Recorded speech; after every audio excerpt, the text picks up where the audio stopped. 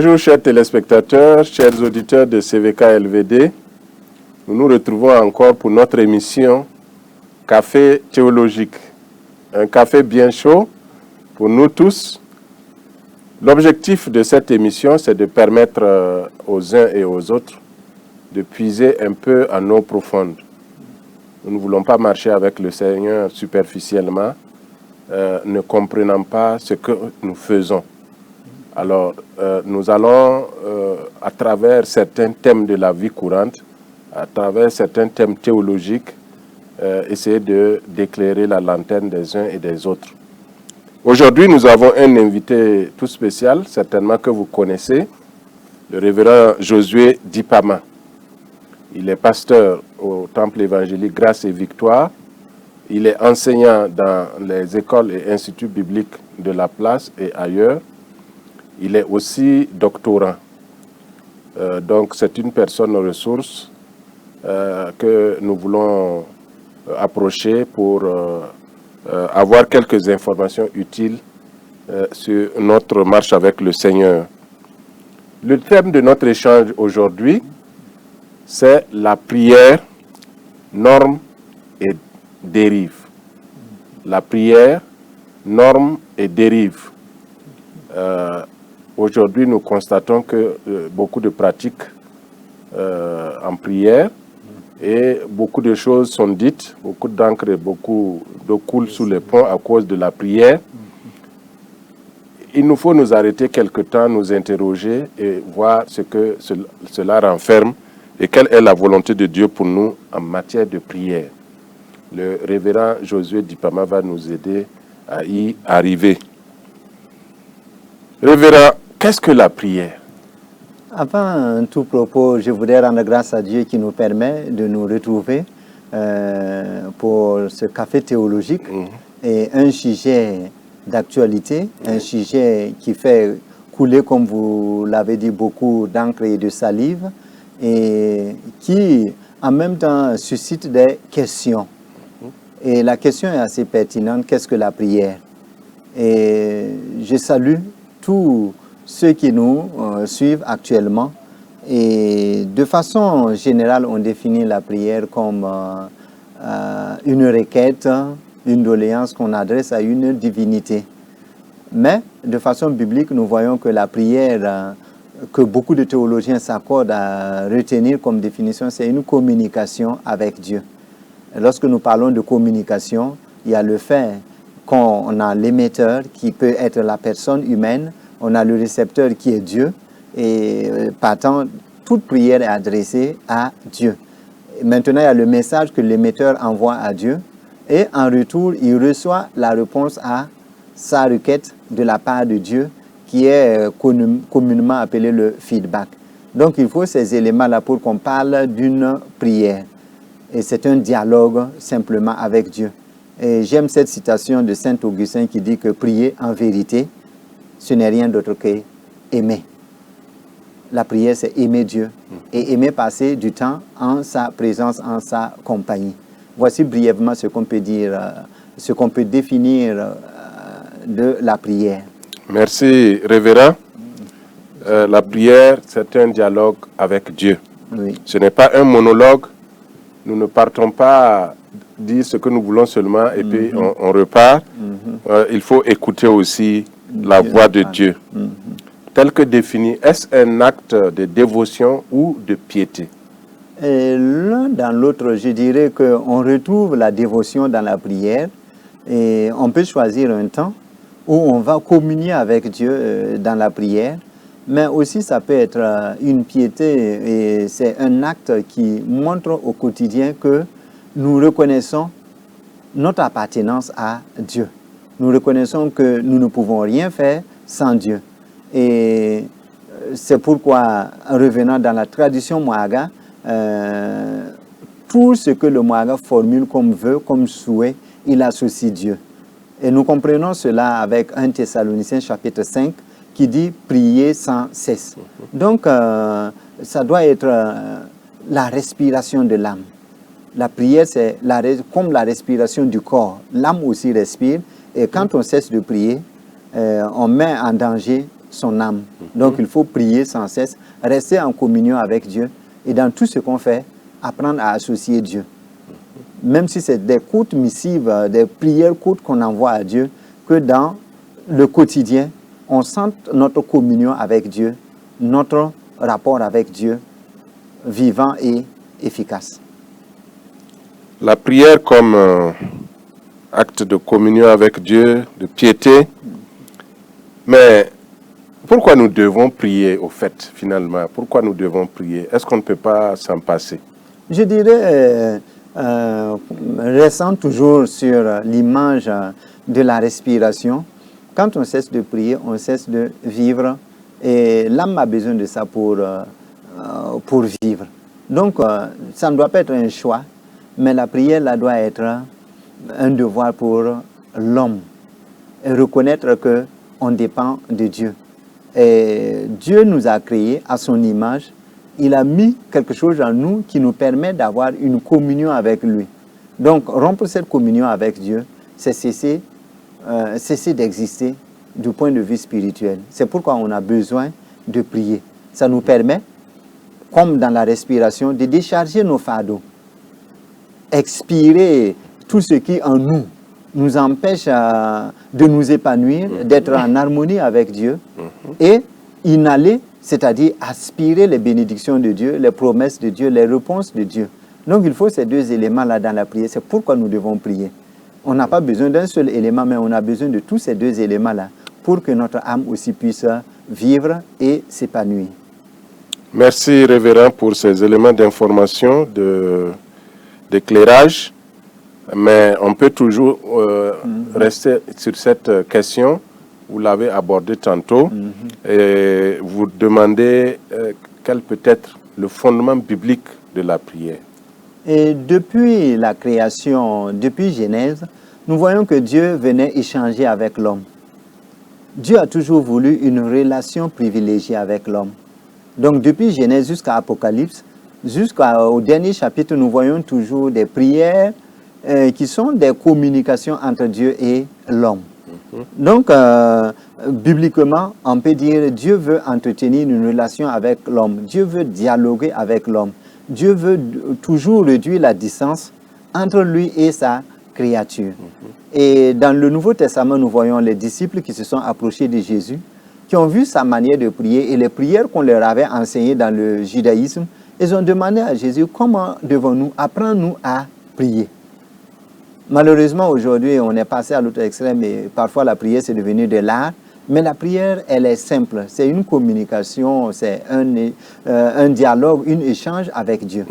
Et bibliquement, et Jésus a enseigné à ses disciples dans Matthieu 6 comment prier. Il a dit, voici comment vous devez prier. Donc, bibliquement, nous soutenons que Dieu a toujours besoin de communion avec l'homme. Et l'homme a aussi besoin de communion avec Dieu. Merci beaucoup. Nous avons su qu'est-ce que la prière, communier avec Dieu et utilement. Nous avons su pourquoi nous devons prier. Si nous ne prions pas, nous mettons en danger notre vie spirituelle et notre vie entière. Nous voulons savoir maintenant comment prier. C'est là la question la plus difficile. Comment prier? C'est la question la plus difficile à répondre, puisque aujourd'hui, on a plusieurs formes de prière. Et comme je le disais tantôt, la prière est devenue c'est un art où il faut savoir où commencer, les décibels. Et malheureusement, personne ne prie comme elle parle. Parce que quand on dit on va prier, ça devient un moment solennel, ça devient un moment où il faut juger quel ton adopter. Et c'est difficile de dire comment prier. Mais je voulais simplement dire, tout ce qu'on ressent en soi, tout ce qu'on ressent au fond de soi-même, on doit être à mesure de pouvoir le dire clairement et librement et simplement à Dieu. Aujourd'hui, nous croyons que les bonnes manières de prier, c'est quand on amadoue Dieu. La Bible nous dit qu'avant même que nous présentons notre besoin, Dieu savait déjà de quoi nous avions besoin. On n'a pas besoin d'amadouer Dieu pour lui présenter notre besoin. Prions, adressons simplement nos besoins à Dieu et attendons-nous à sa réponse. La réponse de Dieu peut être oui, la réponse de Dieu peut être non, la réponse de Dieu peut être attends. Il peut dire va et fais quelque chose. Donc Dieu Si nous exerçons nos oreilles spirituelles à entendre Dieu dans nos temps de prière, il va nous parler. Et si nous n'avons pas encore acquis cela, ce qui est recommandé, c'est associer au temps de prière la méditation de la parole de Dieu. Prier la Bible ouverte. Et en ce moment, Dieu va nous parler à travers sa parole. Et quelqu'un au reste disait que la meilleure façon d'entendre Dieu nous parler, il faut ouvrir simplement sa parole. Donc il n'y a pas de règles, il n'y a pas de principe préétabli pour la prière. C'est simplement laisser son âme s'épancher, s'exprimer devant le Seigneur. Merci, révérend.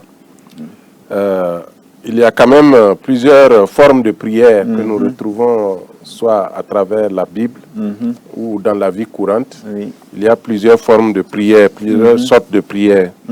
Nous aimerions en savoir davantage. Il y a effectivement plusieurs formes de prière. Il y a quelqu'un qui a essayé d'en répertorier dans les Écritures.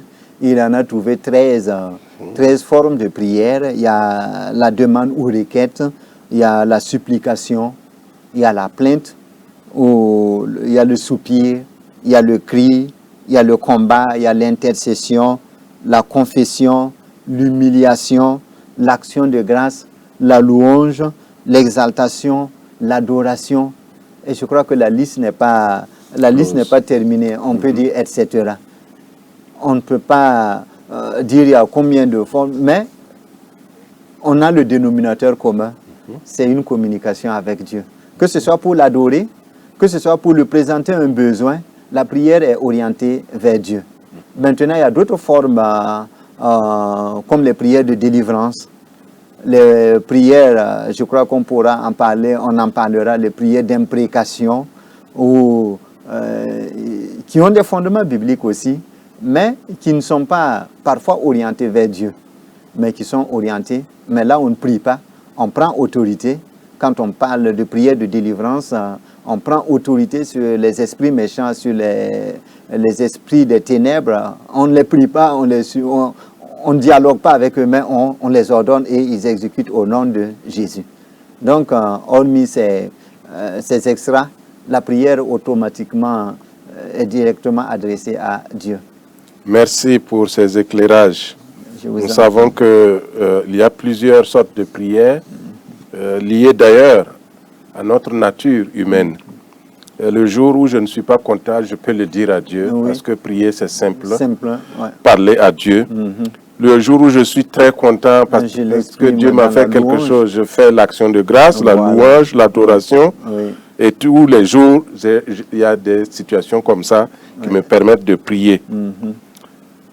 Mais est-ce qu'il y a un moment précis où nous pouvons prier et espérer être entendus de Dieu? Est-ce qu'il y a un endroit précis où je peux aller et prier pour que Dieu m'entende? Où et quand prier? Pour où et quand prier, je dirais toutes les occasions où nous pouvons nous adresser à Dieu, nous devons le faire. Saisir toutes les opportunités qui s'offrent à nous au quotidien pour communier et communiquer avec Dieu. Donc, je ne sais pas s'il y a un lieu. Je sais que dans certaines religions et certains enseignent, il faut un lieu saint pour prier, mais Dieu est partout. Et là où il a sa présence, là où nous pouvons communier avec lui, ou partout nous pouvons adresser une prière à Dieu. Et quand faut-il prier? Quand notre âme veut cette communion avec Dieu, nous pouvons prier. Là où nous ne pouvons pas prier, là nous n'avons pas notre place. S'il y a un lieu sur cette terre où nous ne pouvons pas prier, nous ne devons pas nous retrouver dans ce lieu-là. Partout, nous pouvons communier avec Dieu. Et quelqu'un disait que la main de Dieu ne nous conduira pas là où sa grâce ne nous couvrira pas. Donc, partout et en tout temps, Dieu veut avoir cette communion avec l'homme, nous devons prier. C'est pourquoi je reprends 1 Thessaloniciens qui dit qu'il faut prier sans cesse. Merci. Toujours et partout. Merci, merci. Et ça nous rassure. Nous entendons dire que pour telle forme de prière, il faut se lever à 3h, 4h du matin, minuit, pour prier. Nous entendons dire que non, quand tu es dans ton lieu de travail, dans une mine au fond de la terre, il faut attendre de finir ça et puis sortir, aller au temple, à la mosquée ou ailleurs pour prier. Oui. Donc, ça lève l'équivoque. Et nous savons que nous pouvons prier partout. Nous pouvons prier à n'importe quel moment.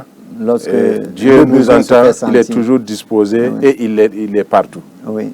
Merci, révérend, pour cette assurance. Je vous en prie. Alors, vous avez tantôt évoqué la prière d'imprécation. Oui. Vous nous aiderez à mieux comprendre ce que c'est. Mais nous voulons surtout savoir, nous avons connaissance de cette prière dans l'Ancien Testament, l'Ancienne Alliance. Oui. Dans la Nouvelle Alliance, par contre, nous avons des inquiétudes. On ne voit pas bien ces traces, ou bien éclairez-nous davantage. Est-ce que cette forme de prière qui existait dans l'Ancien Testament est toujours valide pour la Nouvelle Alliance? Est-ce que nous pouvons la pratiquer aussi aujourd'hui et comment? Une question aussi délicate que la question de comment prier. Et aujourd'hui, c'est un phénomène dans nos assemblées et c'est difficile de répondre à la question. Mais du point de vue biblique, les imprécations existent dans la Bible. Mais la constante est que ce que nous pouvons constater dans ces prières-là, c'est que c'était adressé à Dieu. Malheureusement, aujourd'hui, ces prières d'imprécation ne sont pas adressées à Dieu, mais sont adressées à l'ennemi. On envoie le fire, le feu, sur l'ennemi. Alors que notre prière est adressée à Dieu. Et dans les psaumes, nous voyons, et un auteur a essayé d'interpréter ces prières d'imprécation, qu'on peut les faire, mais voir l'ennemi interne. Ce qui en nous empêche d'incarner l'image de Dieu. Ce qui en nous constitue un obstacle à notre communion avec Dieu. Nous pouvons demander à Dieu de briser cela sur le rocher. Mais ne jamais voir en l'être humain qu'on considère entre guillemets comme ennemi, une bête à abattre. Au reste, la parole de Dieu dans le Nouveau Testament nous dit que notre combat n'est pas dirigé contre la chair et le sang. Tout être humain porte l'image de Dieu. Et quelle que soit sa condition au moment où nous entretenons une relation avec cette personne, n'oublions jamais que la personne porte l'image de Dieu. Et dans le Nouveau Testament, nous avons l'exemple de la réponse de Jésus à Jacques et Jean. Lorsqu'ils traversaient une cité samaritaine et qu'on lui a refusé l'hospitalité, Jacques et Jean ont vu à travers les ministères dans l'Ancien Testament des prophètes comme Élie qui ont fait descendre du feu sur leurs ennemis. Ils ont dit, Seigneur, en comparaison aux miracles accomplis par Jésus avec les miracles accomplis par Élie, ils ont dit, voici l'occasion pour que Jésus fasse descendre le feu. Ils ont dit, Seigneur, même si tu ne vas pas faire descendre le feu là, donne-nous l'autorisation. Permets-nous de faire descendre le feu sur ces Samaritains. Pour compléter en quelque sorte les miracles accomplis par Élie qu'ils observaient dans le ministère de Jésus. Et Jésus, la réponse de Jésus est assez claire. Jésus a dit, vous ne savez pas quel est l'esprit qui vous anime. Parce que le Fils de l'homme n'est pas venu pour perdre, mais pour sauver. Donc, quelle que soit la dureté du cœur de l'homme, quelle que soit sa méchanceté, n'oublions pas que cette personne porte l'image de Dieu et digne de l'amour de Dieu. Et Dieu l'aime. Et la parole de Dieu nous dit que le désir de Dieu n'est pas que le méchant périsse, mais qu'il se répande. Et nous devons prier pour ces personnes et prier avec amour et non faire des prières d'imprécation. Mais je comprends souvent certaines personnes qui, à travers leur ministère, ont été confrontées à des dérives ou ont été confrontés à la méchanceté de certaines personnes, au point où ils sont arrivés à une tolérance zéro du méchant. Est-ce que quand même de nos jours, on ne peut pas prononcer des malédictions sur des adversaires, des ennemis de l'Église dans notre prière de combat là? On ne peut quand même pas prononcer ces paroles de malédiction pour que ces gens-là arrêtent d'attaquer l'Église, d'attaquer notre foi? Je reste toujours dans la même pensée. Je sais que certains ne seront pas d'accord avec moi. Mais laissons Dieu combattre pour nous. Occupons-nous des choses de Dieu. On a tellement parlé du méchant qu'on oublie de parler de la puissance de Dieu. Dieu est capable de nous protéger. Il est capable de nous soutenir. Et le psalmiste pouvait dire, je m'écris, loué soit l'Éternel, et je suis délivré de tous mes ennemis. Il ne s'est pas occupé de ses ennemis, mais il s'est occupé de la louange de l'Éternel. Et si nous connaissons la puissance de la louange, si nous voyons dans les Écritures les miracles qui se sont opérés après la louange, nous allons passer moins de temps dans les jérémiades, moins de temps à nous occuper de l'ennemi. Parlons de notre Père. Adressons-nous à notre Père. Si ça ne nous convient pas, si nous ne sommes pas d'accord, disons à Dieu, un tel m'a fait ceci, ça ne m'a pas plu. Et laissons Dieu gérer les choses. Ok. Merci pour votre réponse, révérend. Ça nous conforte donc sur notre compréhension de la nouvelle alliance. C'est l'amour. L'amour, la loi de l'amour. On n'a pas à détester quelqu'un, on n'a pas à déclarer quelqu'un ennemi.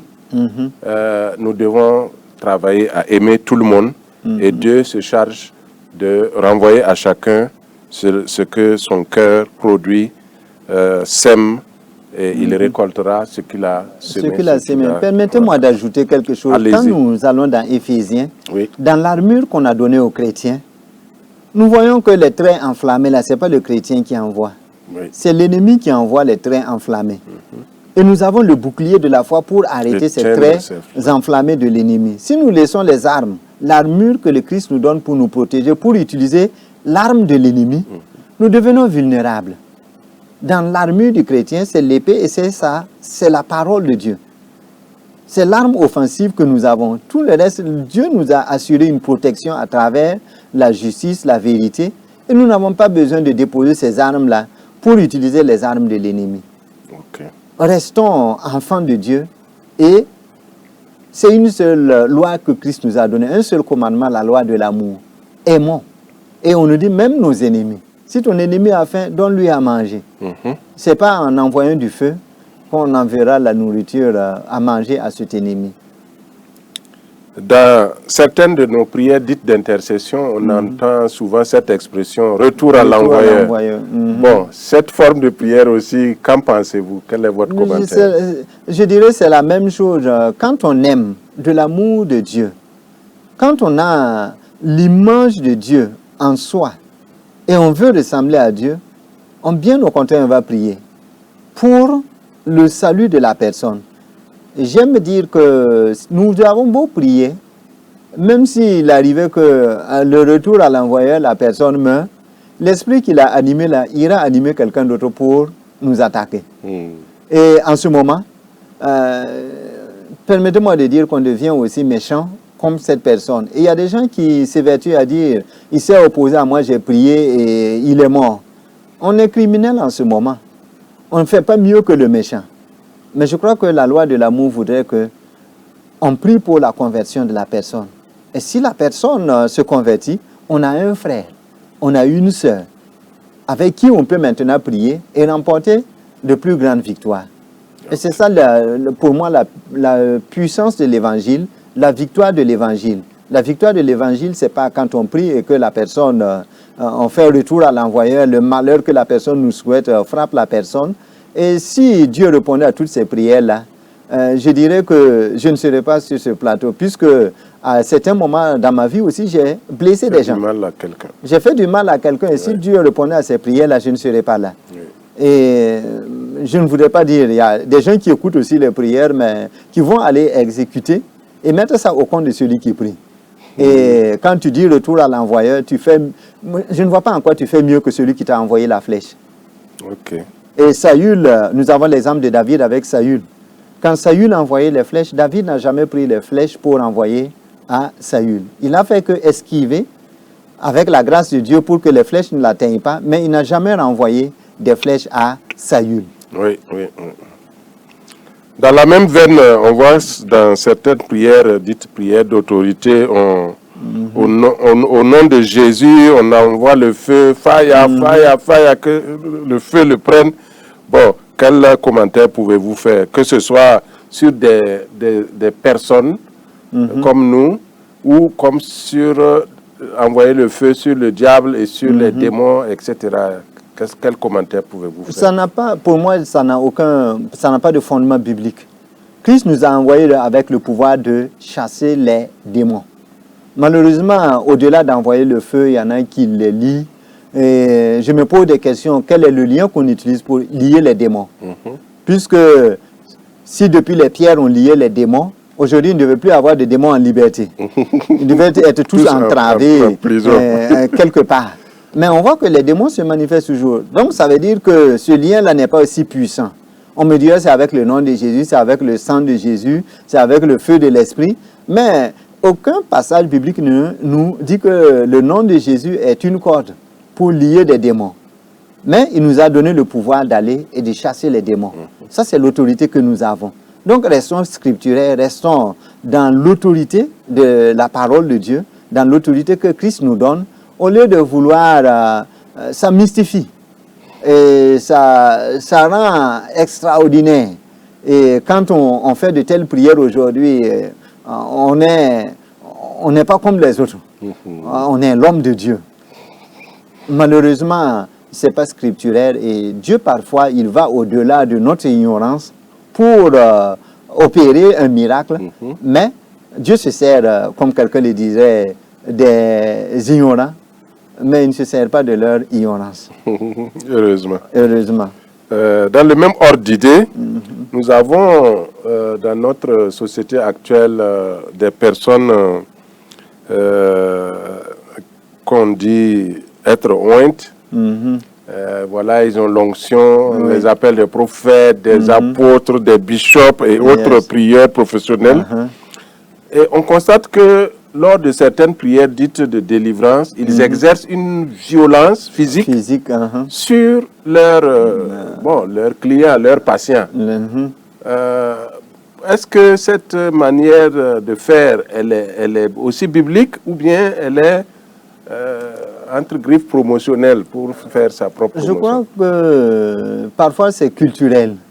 Je sais que dans la tradition Mouaga, on disait que le fou a peur du fouet. Donc, il y en a qui ont fait ce transfert illégitime, ils ont transféré ça dans l'église et on entend qu'il y a des centres de prière où on frappe jusqu'à ce que les démons s'en aillent. Mais c'est le nom de Jésus. C'est l'autorité que nous avons. C'est le nom de Jésus qui chasse les démons. Et on n'a pas besoin d'une violence physique sur quelqu'un qui soit possédé ou obsédé par un démon quelconque pour que les démons s'en aillent. C'est le nom de Jésus. Et Jésus, au reste, dans les évangiles, n'a pas eu à faire de telles pratiques. Mais aujourd'hui, malheureusement, certains disent parce que ça marche. Mais pas parce que ça marche que c'est conforme à la volonté de Dieu. Retournons toujours à la parole de Dieu pour voir est-ce que ce que nous faisons, c'est scripturaire. Ne nous attachons pas au résultat parce que ça marche, donc c'est bon. Non, ça peut donner un résultat, mais n'est pas être de Dieu. Donc c'est le nom de Jésus et nous avons ce pouvoir, cette autorité de chasser les démons en ce nom. On n'a pas besoin de violence physique pour que les démons s'en aillent. Merci, pasteur, pour cet éclairage. Je vous en prie. Et nous constatons de la même manière qu'il y a une prolifération de groupes de prière partout, au Burkina, partout dans le monde. Et ça marche, comme on le dirait. C'est une bonne entreprise. Et beaucoup de monde y va. Bon, on ne sait pas. C'est des formes de prière qui sont pratiquées ici. On ne sait pas, les résultats sont assez valables, on ne sait pas. Mais c'est un monde qui bouge. Quel commentaire pouvez-vous faire sur ce phénomène? Et je dirais que la plupart du temps, on les appelle communément des maisons de prière, des églises indépendantes. Mais il y a un théologien béninois qui parle d'églises d'initiative africaine. La plupart de nos églises, membres de la FEME, sont des églises missionnaires. Mais ces églises d'initiative africaine ont recherché les besoins. Parfois, ils parlent des besoins et cherchent une réponse à ces besoins-là dans la parole de Dieu. Et pour satisfaire ce besoin, ils vont sortir certains versets hors de leur contexte et ils en font un prétexte. Et là où l'Église institutionnel a démissionné, c'est là il récupère, il s'implante. Et la question ou la remarque est assez pertinente parce que de plus en plus, nous n'avons plus du temps pour les fidèles. Et il faut se remettre en cause. Par contre, ces personnes qui sont installées à leur compte, ils ont du temps. Ils sont disponibles à tout moment. Et les gens iront vers eux. Donc, il faut que nous le voyions dans le ministère, l'exercer comme Christ. Christ était disponible. Il avait du temps pour les disciples et pour la foule. Donc, l'absence du pasteur peut justifier la fuite des fidèles vers ces personnes. Ce sont des psychologues, ils savent comment répondre à ces besoins-là. Et tirant dans la culture Mouaga et dans nos cultures-là, l'homme a besoin de savoir ce qui va se passer demain. Ils vont exploiter cela pour faire des promesses et parfois dire Dieu dit alors que Dieu n'a pas dit. Mais je dirais toujours que la meilleure façon d'entendre Dieu, c'est ouvrir sa parole. Et il a dit, je ne mettrai point dehors celui qui vient à moi. Qui que tu sois, si tu as besoin de rencontrer Dieu, si tu as besoin d'entendre Dieu, si tu choisis du temps pour rencontrer Dieu, Dieu va te parler. Tu n'as pas besoin d'aller consulter un homme et, excusez-moi le terme, un charlatan qui va te faire miroiter, te faire de belles promesses. Prie à Dieu. Enferme-toi dans ta chambre. Comme dans Matthieu, il est dit, et prie. Et Dieu, qui voit ce que tu fais dans le secret là, te rencontrera dans le secret.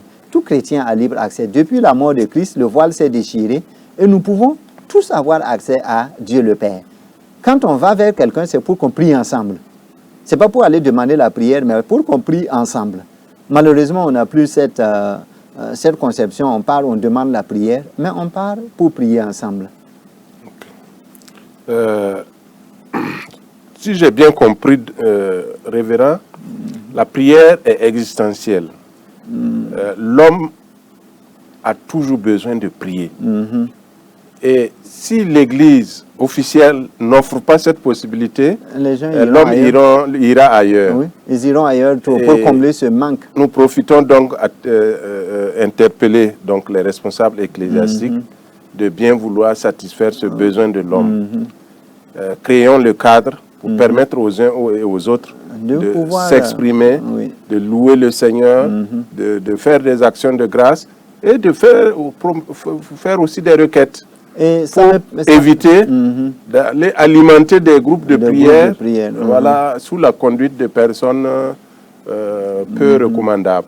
Et je voudrais préciser davantage, lorsque l'Église est réunie, c'est notre devoir en tant que pasteur, en tant qu'apôtre, en tant qu'évangéliste, etc., d'équiper les gens pour l'Église dispersée.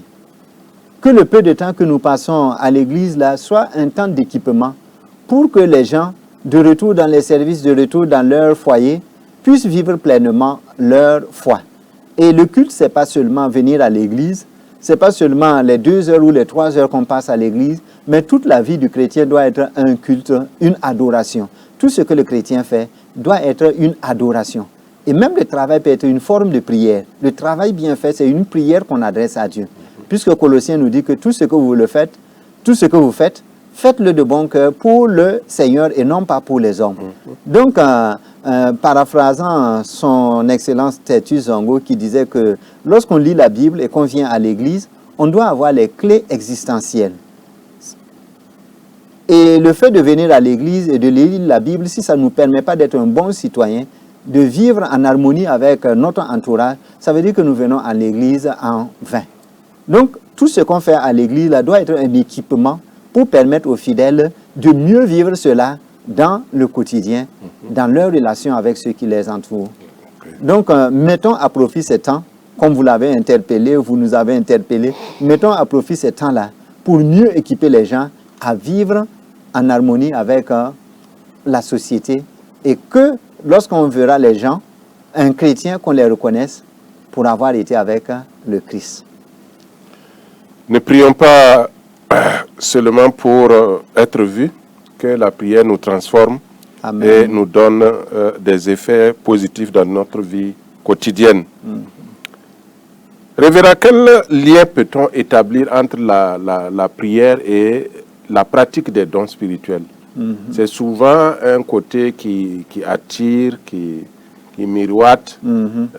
Quel lien biblique qu'on peut faire sain, un lien sain entre la prière et la pratique des dons spirituels? C'est vrai qu'aujourd'hui, il y a un contraste qui semble s'établir et beaucoup de confusion par rapport au lien qu'on établit entre la prière et les dons.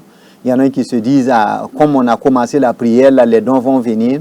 La Bible nous dit clairement que c'est l'Esprit qui choisit d'équiper qui il veut, d'utiliser la personne pour l'intérêt et pour l'édification du corps. Donc le don ne dépend pas de nos prières. C'est l'Esprit qui choisit de nous équiper. Ce n'est pas parce que j'ai beaucoup prié que le Seigneur m'a donné le don. Mais c'est l'Esprit qui choisit dans sa souveraineté de nous équiper. Malheureusement, il y a des gens qui ont poursuivi le don, qui croient que c'est dans les prières, ils ont tourné de prière en prière pour avoir le don. Et parfois, les dons, on donne 3 origines. Ça peut être de Dieu, ça peut être de la nature même de la personne qui invente son propre don, ou bien ça peut être de l'ennemi, du diable. Donc, beaucoup se sont retrouvés dans les 2 autres cas parce qu'ils ont voulu forcer et avoir les dons. Restons disponibles, restons en communion avec Dieu et l'Esprit choisira de nous équiper et de nous utiliser quand il veut pour l'intérêt et pour l'affermissement du corps de toute l'Église. Et même au-delà de l'Église, les ministères de puissance, quand Jésus opérait les miracles, il ne demandait pas d'abord que la personne se convertisse avant de lui faire du bien. Ça peut profiter aussi à ceux qui ne sont pas chrétiens, les dons. Mais le but du don, c'est amener la personne à connaître l'amour de Dieu et à accepter Jésus comme son Seigneur et Sauveur personnel. Donc, les ministères, c'est vrai que ça peut faire l'objet d'un entretien d'enseignement. Mais malheureusement, aujourd'hui, on met les dons au-dessus de la relation. On met les dons au-dessus du fruit de l'esprit. Alors que nous serons jugés, non pas par rapport aux dons, mais par rapport aux fruits que nous avons laissé l'Esprit de Dieu développer en nous. Le don n'est pas lié à notre sainteté, le don n'est pas lié à la prière, mais c'est Dieu qui choisit d'équiper la personne pour l'intérêt de la communauté ou pour l'intérêt de l'Église. Merci. On constate donc que dès qu'une personne a quelques dons, oui, il préfère créer son groupe de prière, voilà, et sortir, laisser donc la communauté, l'Église institutionnelle et créer son groupe. Mais sans vous couper, sans vous interrompre, allez-y. Ce n'est pas lié parfois aux dons, mais c'est lié aux retombées. Puisque quand quelqu'un vient, on prie, on dit il faut revenir en grâce. Quand le Seigneur t'exauce, il faut revenir en grâce. Et c'est surtout ces pédièmes-là qui intéressent et qui amènent à... Sinon, si on a reçu le don, on dit on a reçu gratuitement et on donne aussi gratuitement. Et on se dit que c'est l'Esprit qui nous utilise, mais nous-mêmes, nous ne sommes pas quelque chose. C'est l'Esprit qui opère à travers notre ministère. Mais comme on veut parfois aussi les retomber, on dit ce sont les pasteurs ceux qui bouffent. Et comme ça, je vais aller m'installer, là je vais recevoir... mes offrandes là-bas, mes actions de grâce là-bas, je n'aurai pas de compte à rendre. C'est surtout ça qui amène certains à quitter l'Église. Sinon, on connaît des gens qui sont bien, qui ont les dons, mais qui sont restés fidèles à leur Église et qui l'exercent dans le cadre de l'Église. Ok. Nous aimerions aussi savoir s'il y a un lien à établir entre la prière et la glossolalie. Vous allez nous expliquer ce que c'est, mais est-ce qu'il y a un lien entre ces deux réalités théologiques? Quand on parle de glossolalie, c'est le parler en langue, la doctrine sur le parler en langue, et plus ou moins il y a une relation. La parole de Dieu nous dit que celui qui parle en langue s'édifie lui-même. Et dans le parler en langue, on utilise un langage, certes qu'on ne comprend pas, un langage qu'on ne peut pas traduire, mais on parle des merveilles de Dieu comme dans le livre des Actes, où nous voyons les disciples le jour de la Pentecôte, qui parlaient des merveilles de Dieu dans les langues des peuples qui ont accouru. Donc, le parler en langue peut être pour l'édification de la personne, ça peut être aussi un message que nous communiquons. Et on a des témoignages des gens qui ont été dans des communautés où des prophéties, des parler en langue ont été données dans leur langue maternelle, alors que celui qui a parlé en langue ne connaissait rien de leur langue maternelle pour affermir leur foi. Donc, ça peut être source d'édification, mais aussi il y a le parler en langue qui n'est pas à confondre avec ce parler en langue pour l'édification, mais le parler en langue qui a besoin d'interprétation, qui est un don parmi les dons de l'esprit. Mais je crois qu'ici nous parlons de la prière. Nous pouvons vraiment prier en langue, et rester pendant longtemps quand on est seul dans sa relation avec Dieu. Mais Paul pouvait dire, quand on lui demande de prier publiquement, il préfère prier en intelligence que de prier en langue. Se parler en langue publique, c'est peu utile à la communauté, mais quand on se retrouve seul, qu'on veuille passer 2 heures, 3 heures à parler en langue, à dire les merveilles de Dieu, à édifier son âme, il n'y a rien de tel. Et c'est encouragé même. Il est recommandé donc de prier en langue pour ceux qui le peuvent. Et en cela, on s'édifie soi-même. Oui. Mais le parler en langue en public doit être édifiant pour les autres. Pour les autres aussi. Il ne faut pas parler en langue seulement pour parler en langue. Pas pour mystifier les gens, pour montrer que moi je suis spirituel, je suis rempli du Saint-Esprit. Paul pouvait dire aux Corinthiens qu'il parle en langue plus que eux tous. C'est pas, le parler en langue, ce n'est pas pour mystifier. Et il faut qu'on n'oublie pas que ça peut être mécanique aussi, se parler en langue. Ça peut être aussi d'origine diabolique, de parler en langue. Il y a des communautés qui ne sont pas chrétiennes, mais où, quand vous arrivez dans leur pratique, il y en a qui parlent en langue, d'autres qui interprètent, mais qui ne sont pas chrétiens. Donc, le diable imite aussi Dieu. Donc, le parler en langue n'est pas signe de sainteté, mais c'est un moyen que Dieu nous donne de nous édifier, de communier avec lui et de nous exprimer. Et les mots que nous ne pouvons pas, nous ne trouvons pas, l'esprit peut trouver ces mots lorsque nous parlons en langue pour exprimer les soupirs que nous avons au fond de nous-mêmes, les besoins que nous avons à l'Éternel Dieu. Nous voulons aussi faire la part des choses entre la prière et la bénédiction de Dieu. Est-ce que quand je prie souvent, quand je prie beaucoup, je reçois beaucoup de bénédictions de Dieu parce que je prie? Ou bien Dieu bénit celui qu'il veut, même si la personne ne prie pas? Quand on parle de la bénédiction de Dieu, il faut savoir qu'il y a certaines bénédictions qui sont universelles. Dieu a donné certaines bénédictions à toute l'humanité. Que tu crois en lui, que tu ne crois pas en lui, cette bénédiction-là, c'est pour toute l'humanité. Celui qui sème, il récolte. La pluie, il fait pleuvoir pour les bons comme pour les méchants. Je n'ai jamais vu un champ où la personne n'a pas récolté parce que Dieu a fait isoler son champ pour que la pluie ne tombe pas parce que la personne est méchante. Donc, cette bénédiction universelle, Dieu a donné à... Et le travail, c'est une bénédiction que Dieu a donnée à l'humanité, à tout homme. Et nous sommes appelés à travailler. Malheureusement, il y en a qui se réfugient derrière la prière pour être paresseux. Pour dire la prière, c'est la clé qui ouvre toutes les portes. Quand on prie, on a les bénédictions de Dieu. Non, Dieu nous demande de travailler. Et il y a plusieurs passages dans les Écritures qui nous encouragent à cela. Et la Bible dit que celui qui ne veut pas travailler, qui ne veut pas manger. Manger non plus. Donc, et Jésus, dans le Nouveau Testament, dira qu'il faut travailler pour subvenir à ses besoins et aux besoins des autres. Le travail, c'est une forme, comme je l'ai dit, je répète, c'est une forme de prière aussi. Le travail bien fait. Nous avons un Dieu excellent et nous devons quitter l'à peu près. Et tout ce qu'on fait là, c'est une prière. Et on le fait bien parce qu'on le fait pour le Seigneur. Et prières de bénédiction ne sont pas étroitement. Vous avez beau passer toute votre vie à genoux, à l'église là, il faut se lever à un moment, aller travailler. Ce n'est pas la seule mission que Christ a confiée à l'Église. Et dans ce qu'on a abrégé pour la définition de l'Église en anglais, wife, il y a l'adoration, worship, il y a l'instruction, il y a la communion fraternelle, et le fellowship, et il y a l'évangélisation. Il y a tout ça qui fait partie des missions que Christ a confiées à son Église. La prière, elle est sans cesse, Mais il y a les missions que nous sommes appelés à accomplir au quotidien pour la gloire de Dieu. Donc, Dieu bénit, mais ne restons pas là seulement sans travailler et croyant qu'à force de prier, on aura tout ce dont on a besoin.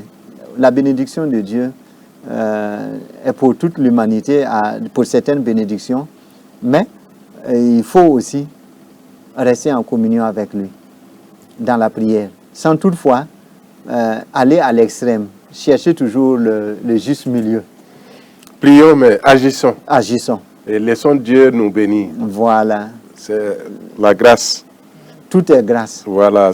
C'est pas parce que nous avons prié que Dieu est obligé de nous donner du travail, de nous donner un mari, une femme, de nous guérir. Oui. Il peut, comme il peut ne pas. Il peut choisir et dans la Bible, nous avons des cas. Il peut choisir de guérir. Et l'apôtre Paul même priait. Il a demandé à Dieu, cette écharde dans ma chair, il faut ôter cette écharde. Mais Dieu a dit, ma grâce te suffit, parce que ma puissance se manifeste dans ta faiblesse. Donc, c'est ça l'analogie de la foi, où il faut être équilibré. Pendant que Paul avait les dons, il a laissé Trophime malade à Milet. Et Timothée, sur qui il pouvait imposer les mains, dire, sois guéri de tes ulcères. Et Timothée avait toujours ses ulcères. Et c'est ça, ne pas regarder au physique, ne pas regarder aux conditions matérielles, mais regarder plutôt à la relation. Prions donc et attendons-nous seulement à Dieu, à sa grâce. Avec Saint Augustin, je dirais, il faut aimer Dieu. Il faut aimer Dieu. Même s'il ne nous répond pas, même si nous n'avons pas la réponse à notre prière, là, restons attachés à Dieu. Amen. Amen. Aimons Dieu plus que les bénédictions qu'il nous envoie. Ne nous attachons pas aux bénédictions pour oublier la prière, la communion avec Dieu. Ok. Pasteur, nous nous acheminons vers la fin, mais quelques préoccupations restent vivaces. C'est, par exemple, nous avons entendu tout le développement que vous nous avez donné. Ça peut paraître inquiétant, parce que même si vous nous avez dit comment prier, etc., on reste encore sur notre soif. Quelles sont les conditions d'une prière efficace? Là, c'est peut-être dans les conditions d'une prière efficace, il faut d'abord ôter les obstacles. Et parmi les obstacles internes, il y a des obstacles internes, il y a des obstacles externes qui peuvent empêcher d'avoir la réponse à nos prières. Dans les obstacles internes, il y a le péché, qui est toute forme de désobéissance à Dieu, qui peuvent empêcher. Et Ésaïe, si je ne me trompe, disait, la main de Dieu n'est pas trop courte pour nous secourir. Mais ce sont nos péchés qui mettent une barrière entre nous et Dieu. Donc il faut travailler à avoir une relation, enlever le vieux levain, là, enlever le péché de nos vies. C'est pourquoi lorsque nous nous approchons de Dieu, la Bible nous dit de ne jamais oublier qu'il est au ciel et que nous sommes sur terre. Et nous avons l'habitude de demander pardon. De demander pardon pour tout ce que nous aurons pu faire qui peut constituer un bruit dans notre communication avec Dieu, qui peut être quelque chose qui semble mauvais au nez de Dieu. Et une fois que nous avons demandé pardon à Dieu, nous pouvons maintenant soumettre nos besoins. D'habitude, nous avons des péchés les grandes catégories de péchés que nous connaissons, les péchés par commission, ce qu'on commet, mais nous oublions les péchés par omission. La Bible nous dit que si nous savons faire le bien que nous ne faisons pas, ce bien-là, nous péchons. Alors que nous sommes dans une société aujourd'hui, vous pouvez connaître le bien et ne pas avoir la possibilité de faire le bien. C'est pourquoi nous avons besoin de vivre chaque jour dans la sanctification. Ça, c'est un élément aussi pour que le Seigneur nous exauce. Il faut vivre dans la sanctification. Et si la sanctification n'était pas nécessaire, le Seigneur ne nous l'aurait pas donné. Mais une fois que nous avons senti qu'il y a quelque chose, un brouillard entre nous et notre Dieu, que nous demandons pardon à Dieu, simplement, Seigneur, pardonne-moi, comme nous l'avons appris dans Matthieu chapitre 6. Pardonne-nous nos offenses, comme nous pardonnons à ceux qui nous ont offensés. Un autre obstacle qui empêche que nous ayons la réponse à nos prières, c'est les prières mal formulées. parfois nous prions de manière égoïste. On a vu la chose d'un tel et on dit, Seigneur, il faut que moi aussi j'aie la chose. Et on demande la chose. Mais est-ce que ça sera bien pour nous? C'est ça. Dieu ne va pas nous donner quelque chose qui va nous nuire. Et la Bible même nous dit que c'est la bénédiction de l'Éternel qui enrichit et elle n'est suivie. Cette bénédiction n'est suivie d'aucun chagrin. Donc quand Dieu nous bénit, c'est pour notre bien. Et parfois, si Dieu nous refuse quelque chose, c'est qu'il a quelque chose d'autre de meilleur à la place de ce que nous avons et ce que nous voyons. Souvent, on s'entête devant une porte fermée et on est là, Seigneur, ouvre la porte, Seigneur, ouvre la porte, alors qu'il y a une autre porte grandement ouverte devant, à côté pour nous. Il nous suffit de passer par cette porte pour entrer dans le plan de Dieu. Malheureusement, souvent, nous prions de manière égoïste et nous ne pensons pas à la volonté de Dieu dans notre vie, au plan de Dieu pour notre vie. Et parmi tant d'autres obstacles, il y a la violence conjugale. Et je voudrais aborder cela. Beaucoup de prières ne sont pas exaucées parce que dans le couple, il y a une violence. Si nous faisons souffrir notre époux ou notre épouse qui porte l'image de Dieu, et la Bible nous dit, comment pouvons-nous dire que nous aimons Dieu, que nous ne voyons pas, tout en détestant son image qui est à côté de nous, que nous voyons. Donc beaucoup de personnes ne savent pas que cette violence conjugale empêche Dieu de les exaucer. La violence conjugale dans toutes ses formes, je n'entre pas dans les détails, mais tout ce qu'on peut faire et qui est un acte de violence vis-à-vis de son partenaire, nous ferme la réponse à nos prières.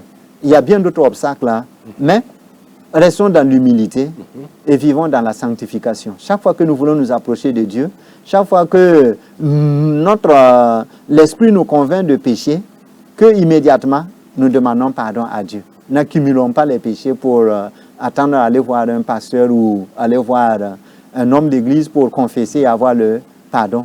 Chaque fois que l'esprit nous convainc de pécher, demandons pardon à Dieu et vivons dans la sanctification. Et en ce moment, nos prières seront exaucées et Dieu répondra à nos prières. Merci beaucoup, révérend. C'est moi qui vous remercie. Un sujet très large et très profond qu'on ne peut pas épuiser en une seule émission. Nous aurons l'occasion de revenir là-dessus. Nous avons compris que les conditions pour une prière efficace, il faut ôter l'obstacle, le péché, entre Dieu et nous. Veiller à cela. Et il faut prier selon la volonté de Dieu. Le révérend l'a souligné. Et dans la volonté de Dieu, il y a beaucoup de choses. Il a soulevé le problème du foyer. Veillons à cela. Que nos prières soient conformes à la volonté de Dieu. Chers téléspectateurs, chers auditeurs, nous sommes au terme de notre émission. Nous espérons que nous avons pu lever le lièvre, que nous allons abattre ensemble et améliorer notre marche avec le Seigneur. À partir de ce que nous avons entendu, nous n'avons plus le droit de prier n'importe comment, mais de prier conformément à la volonté de Dieu, ne pas laisser le péché obstruer notre communion avec Dieu. Merci, révérend, que le Seigneur renouvelle vos forces, qu'il bénisse votre ministère. Merci. Et nous espérons encore vous avoir sur notre plateau les prochaines fois. Au revoir aux uns et aux autres et que Dieu bénisse.